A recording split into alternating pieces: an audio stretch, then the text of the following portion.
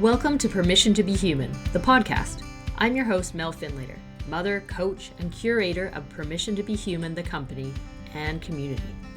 If you're a mom, know a mom, or want to be a mom, and you crave getting out in the world to make a difference, then you're in the right place. This is a space for moms like you to connect with yourself, your purpose, and your big, audacious dreams. Because when you feel your best, you can better you, your family, and the wider world. Let's do this.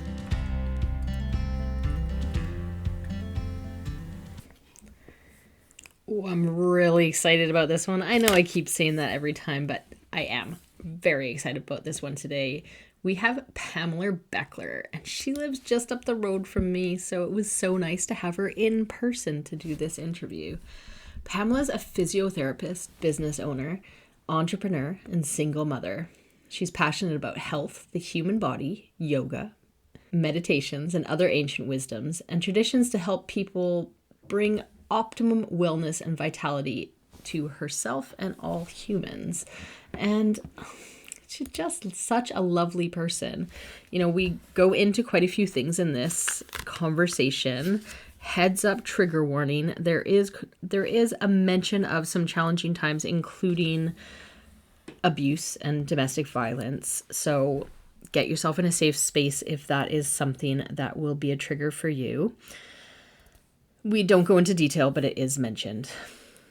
So I just loved this conversation with Pam because I know her in person. She's my physiotherapist, and including like pelvic physiotherapist, and she just has this amazing way with people and really helping you feel really comfortable. And this vision of enabling herself and other women and really empowering them to step into who they are in this world. So we have this amazing conversation about how that could happen, what her life has been like, but how she then led into this incredible work that she is doing now. And I can't wait to see what she does in the future too. So stick around and have a listen. Okay. Hi, Pam. Hi, Mel. Thanks for coming to my space. You're actually in my space. This is the first person I've had live, like in person, Oh, in my really? space on the podcast. Oh, That's why it took so long to set it up. So yeah, it's beautiful and it's just so comfortable and colorful, and yeah, thanks for having me. Yeah, no worries. I'm excited. For people who won't know this, Pam is my physio and knows my body probably better than I do. And we've met, you know, we've had that quite a few times and have such good conversations that I really admire the work that you do in that space, because it's more than physio. You know, it's a space to connect, to chat, to connect with ourselves. So I had no doubt that this is where I want you to be, in my office, in front of my bookshelf, chatting to the world. Oh, thank you. Yeah. Thank you for those kind words. Yeah. Yeah. So I always start with, who is Pam? Who are you? Who is Pam? You know, I guess we'll state some of the obvious things, but I am a single mom of an 8-year-old girl. She's beautiful and sweet. I'm a physiotherapist, also a yoga instructor. And yeah, I'm manifesting. I'm a progressive learner. I like to go deeper. And I guess probably in the last few years, I've really focused a lot on women, not just career, but also just personally trying to enrich some of those relationships. Yeah. Yeah. Yeah. Yeah. I think that love kind of describes who you are and what you do with it. Yeah. It's amazing. So your story, so that's kind of who you are now and who you are in this space. And I am super curious of of like what got you to where you are now. And you can start that story anywhere that you feel is the appropriate space to start. Okay. Yeah, so I started my career in Victoria, BC. So, that was about 15 years ago. I was about 23 years old at the time. And I moved here from Saskatchewan. So that was a big move, going from a very kind of conservative background to a lot more liberal surroundings. And physio at that time, and still is, was very much, in and out, very business, clinical, 20-minute appointments, just as you would kind of get at a walk-in doctor's office. And I was living downtown Victoria in the Inner Harbor, some would call my best life. But I wasn't happy. I didn't feel like I was actually caring for people or living that genuine existence that I wanted to. Yeah. So probably about 2 years into being a physio, I finally just had enough, sold all my stuff, packed up, and started traveling alone. And eventually I found myself in Belize, which is just south of Mexico and an English-speaking country. And I learned that kind of Caribbean vibe, and I loved it. And I had an idea like, oh, maybe I could be a physio down here. They didn't have any of these services. Yeah. And so I thought, yeah, this would be amazing if I could create this type of lifestyle for myself that wasn't so typical physio, that imprisonment I kind of found myself in the healthcare system. And then, that kind of manifested, but along the way, I met a man and we got married down there, and I lived there for quite a few years. And unfortunately, it being still a country where women are still very second class, don't have a lot of rights, usually don't work a lot, I kind of found myself in an imprisoning marriage. And there was, abuse issues. And my self-esteem, suffered because of it. And kind of went through that, what is it called? Dark night of the soul. And the day I told him I was leaving him, I found out that I was pregnant. Wow. Yeah. So that was kind of a big moment in my life, a crossroads of what do I do with this? So I think what I did, like most women do, is I stayed, I tried, you hope for change. And then when she was about 6 weeks old, I left him. I packed up and left. At that point, it was just getting to be too much. And I came back to Canada with nothing, with not even $1 in my pocket. Wow.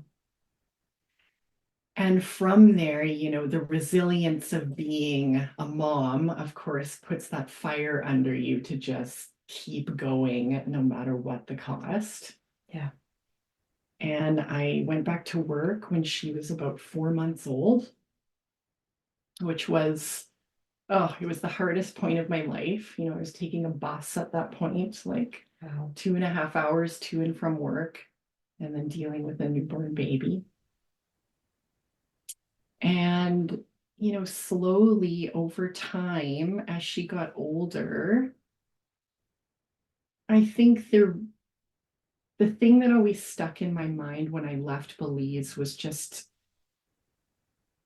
the journey that so many women have had to take in order to just live a decent life. And when I flew out of there, that last day I was there, we flew over the yard where a lot of the local women were doing laundry in buckets. Mm-hmm. And I just thought, someday when I get my act together, I got to repay and help women. And so when I had my daughter, I started taking more courses in women's health and pelvic health. Prior to that, I was mostly doing orthopedic and sport management. But it just spoke to me that I had to learn how to empower myself, but also learn how to empower women to be their best selves. Mm.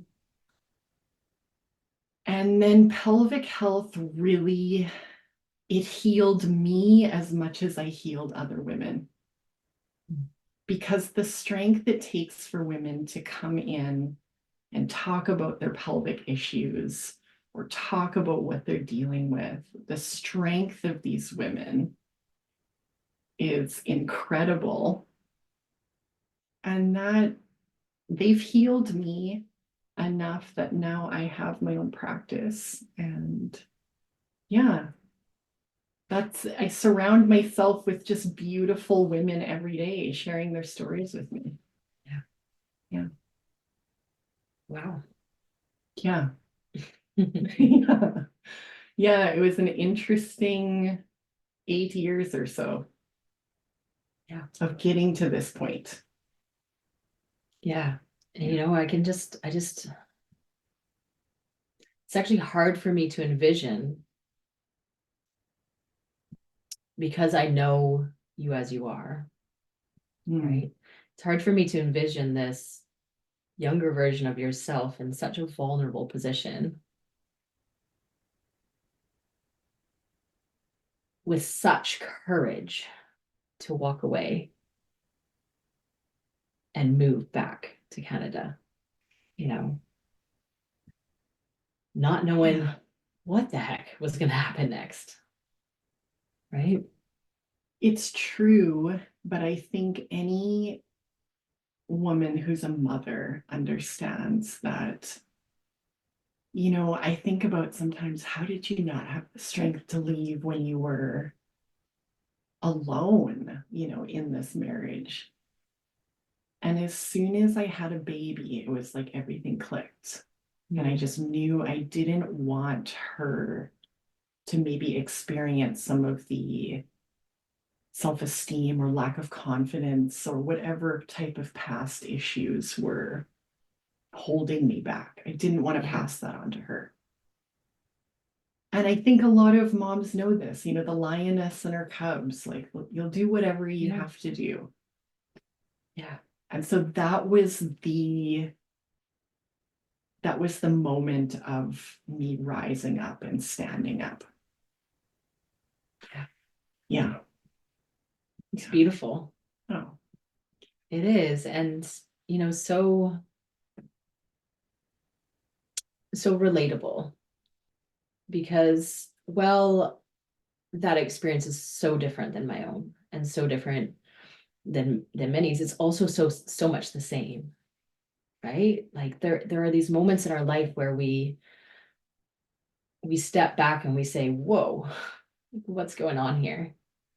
And becoming a mom, it sounds like, was such a gift, which I'm sure in that exact moment did not necessarily feel that way, right? Because you're finally ready to go, and then you're like, oh, but, right?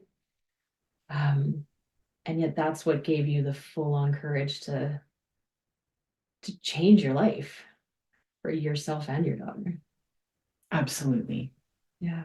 And you're right. I think most women, moms or not, have experienced, as much as we're modern, we're still far from finding that equanimity in culture. Yeah. And that's what I've also learned in this pursuit of helping women, is that every woman has a story. Every woman has had to kind of rise up against something in order to kind of fully empower herself and embody her true feminine self. Yeah. Yeah. And I think I almost feel like that is our journey of womanhood, right? Like I'm doing a lot of work right now, realizing like the rage that I have towards nothing in particular. Yeah. Right? But it's Yeah. towards like patriarchy and just why is the world making these choices so hard for me or for women and for my daughter and for, like why?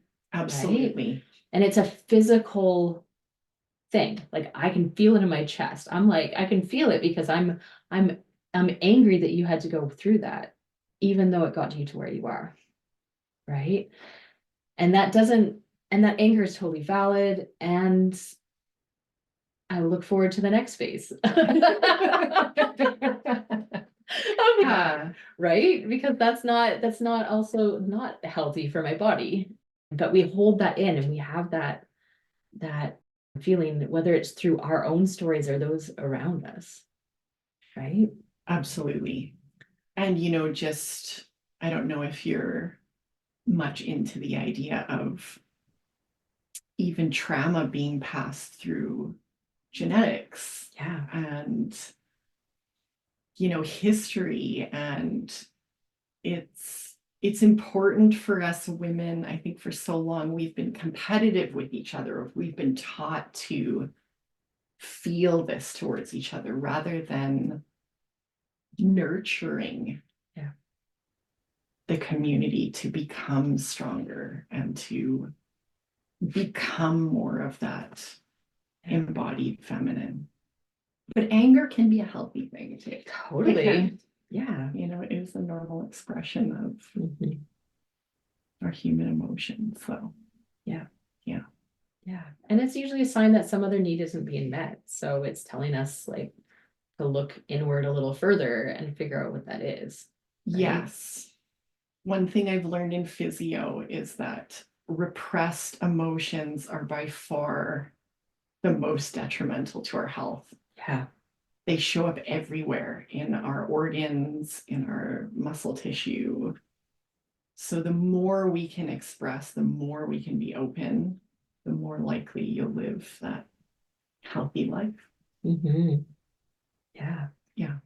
And what helped you get to this point now where, because I'm sure there was all sorts of emotion during that big transition, right? And I know you've mentioned like the way your career has gone and the purpose that you now feel.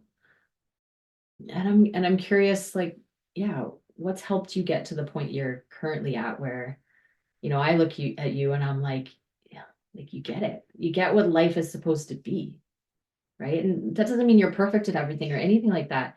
It just means like, the path and you're weaving towards it, if that makes sense.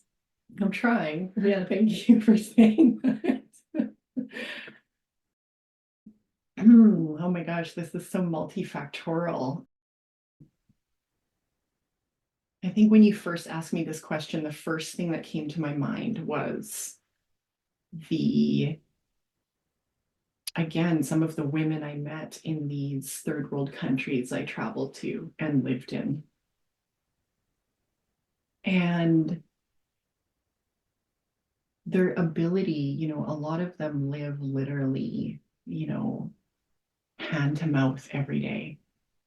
Like women sitting there on their front porch with 5 kids, waiting for something or someone to bring them food or money to help feed their kids. And a lot of them are just so happy. They're smiling and they're laughing with each other. Maybe they're not happy with their living situation, but they found the spark within to be okay with just now. Yeah. And in that Caribbean culture, they really believe it's almost fundamental that if you stress about your circumstances that are not in your control, you will get sick. Mhm. You will maybe die from that. And so part of having an even spirit, no matter what is happening to you, gives you strength and the vitality to just keep going. Mhm. So that was such a lesson to me, coming from, a very privileged Western culture. Yeah. And then somewhere along the way, after I had Sophie and I came back to Canada, I still embodied some of that resilience that some of these women had taught me. Mhm. I found yoga. So I had previously dabbled in yoga. But once I had a client who was a lawyer of mine, and she sent me to an Iyengar studio in Victoria and said, go here, experience what, the real side of yoga is, the depth of it, the meditative process. And I think you'll come out feeling different about life. And I did. My teacher was just amazing. She's this middle-aged, fiery woman, but just so deep in soul. And you could just feel that emanating from her. Yeah. And that started me into, a very important part of my life, my yogic journey. And yoga, just like what these women taught me, teaches you to be even emotion in any state. So in yoga, they teach you to not be overjoyed when something very pleasurable happens, but also don't be so disappointed if things don't go your way. It's just always kind of maintaining balance no matter what happens. And so through the practice of yoga, through your physical balancing, it transfers into that mental, emotional, and spiritual sides of your life. Mhm. Yeah, so I think those two things really were fundamental to me kind of being where I am now. And I mean, it's a constant learning process, it's till I die, I will be trying to be a balanced person. Yeah. Yeah. Yeah. I love the two sides of that, right? You've got the like watching others and learning from others. And I have this vision of that family on a porch in my mind that probably isn't exactly what it looks like, and that doesn't matter because and I can just imagine how impactful it would be to have lived alongside that, right? It was. Yeah. And you've probably heard this many times, but to find the silver lining in anything. So, I would call that one of the, in some ways, worst experiences of my life, but also the best. Yeah. It was the most monumental to change me from one way of thinking to another, and to see that in practice, to see the strength of women. Yeah. And how to remain balanced in it all. Yeah. Yeah. And you use the word embodiment, right? So really bringing that, because I can sit here and really use my brain and everything that you just said, right? I can really like analyze this, that, or the other along the way. And I could embody it, right? Absolutely. Even as a listener right now, I can embody the fact that like I can feel things based on what you're saying, right? And so embodiment seems to be a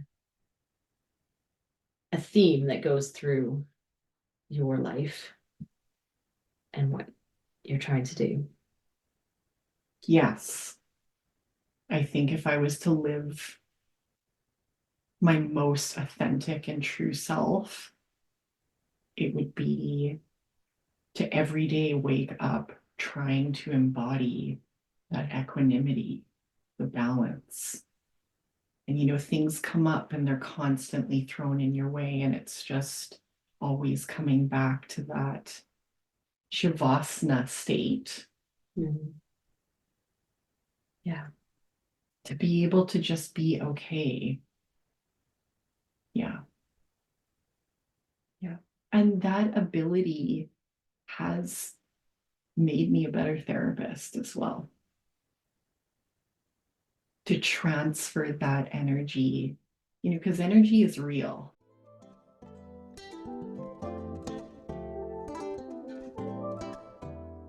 So you've touched on this a little bit already throughout. I can, pick the pieces of where your values lie and like the difference you want to make.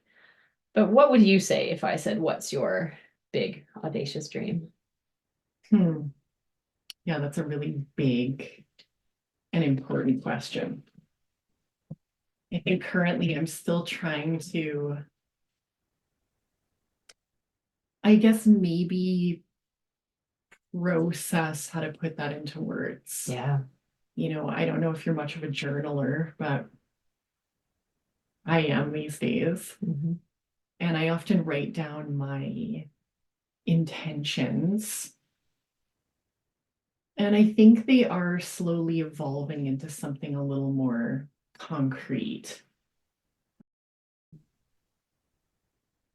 I think just living and embodying, using that word again, but embodying really who Pam is. And I'm not even totally sure I've completely figured that out. I think I'm on the path. And inspiring people to live their best lives, starting with their body. I think I very much believe that in myself. I try every day to say, no matter what happens, put your body first. Because it is, again, your vehicle of expression and to be able to live your best life. You cannot live your best life if your body is also not living its best. And so I think passing that on to others is maybe part of why I'm here. Yeah. Yeah. I mean, that lands as, someone who met you through that work. Yeah, that lands. And that's a beautiful purpose or dream or whatever we want to call it, right? The world will be a better place because of that. Well, thank you. I hope so. Okay, so top tip. So we have mums and those in the mothering space, whatever that might look like, listening in who, they want to make a difference in the world somehow. They have these big dreams or they want to have these big dreams and aren't sure what they are yet or can't put them into words quite yet.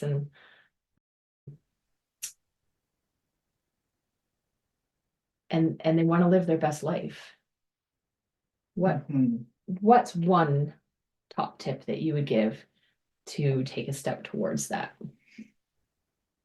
Other than caring for your body, of course, immediately, because I treat so many women in different stages of their life, and a lot of women that have just had children, is space.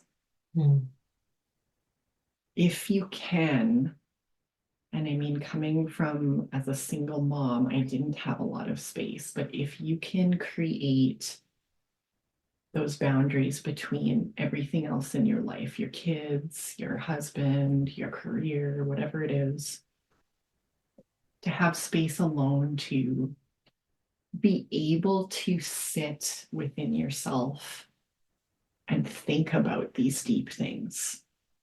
I think so many moms are just flying through life. Yeah. And we don't believe we deserve to have the space to create. Yeah. Yeah. Beautiful. Okay, thank you for coming today.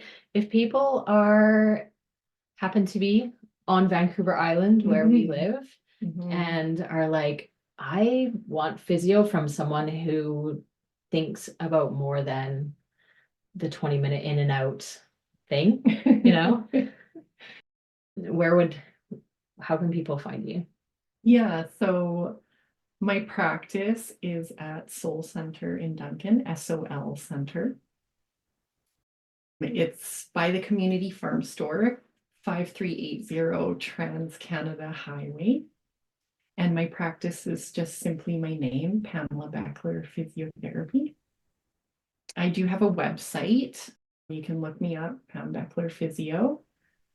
And you can reach out to me via email there. And yeah, you can go from there.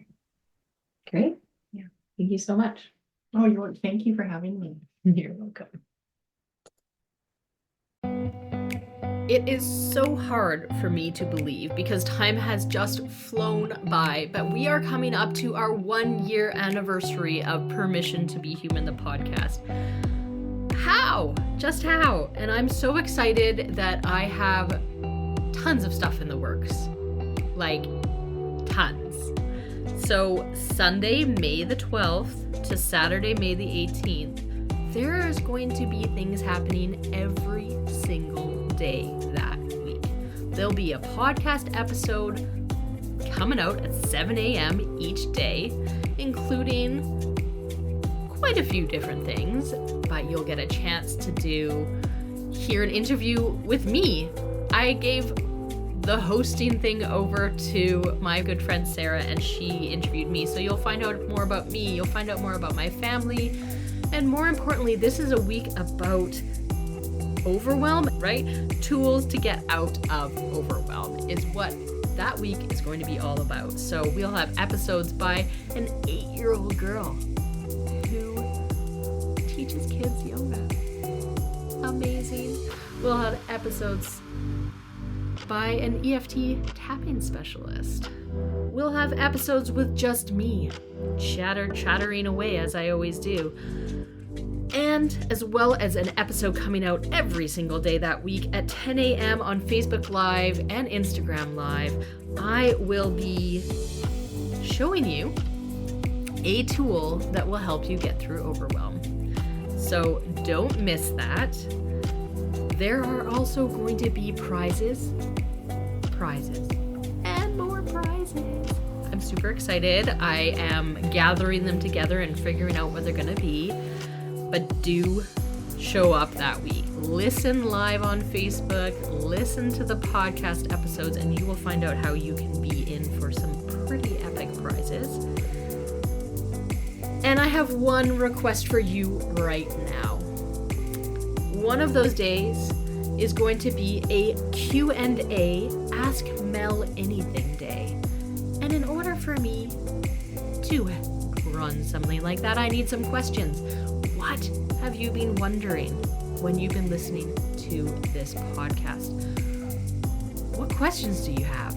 You can ask me anything. I'm pretty much an open book. It can be about me, or it could be about you. It could be about your well-being. Ask me anything. Curiosities. And I promise I will answer them that week. Even if I get like 1,000. We'll figure it out. So please do send me permissiontobehumanalways@gmail.com your questions so that I can answer them.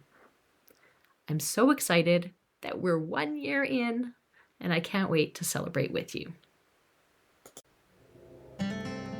That is it, folks. This has been Mel Finlater on Permission to Be Human, the podcast, and I am so glad that you have joined us here today and hope that you have taken away some tidbits that will help you go away, connect with your big audacious dream, and make that massive impact in the world that you are dying to make. If you liked today's episode, please, please, please like it, share it. Think of one person that you think would also like it and send it on over to them. Let's get this out there and more moms feeling like themselves, inspired, dreaming big, and out there being them. Please do head on over to find me on Facebook with Permission to Be Human, or Instagram, or you can even pop me an email and say hello at permissiontobehumanalways@gmail.com. Say hello and let me know that you listened. What did you like about it? I would love to hear. If you didn't like it, I don't really want to know. Just kidding. You can share that if you want. I would love to know, however, who you are. Let's connect. Let's find out what you want more of. So I want to hear from you, and I want to make it what would be useful to you. As always, remember that you have permission to dream big, permission to feel big, and permission to be you. You have complete and full permission to be human. For real, you do.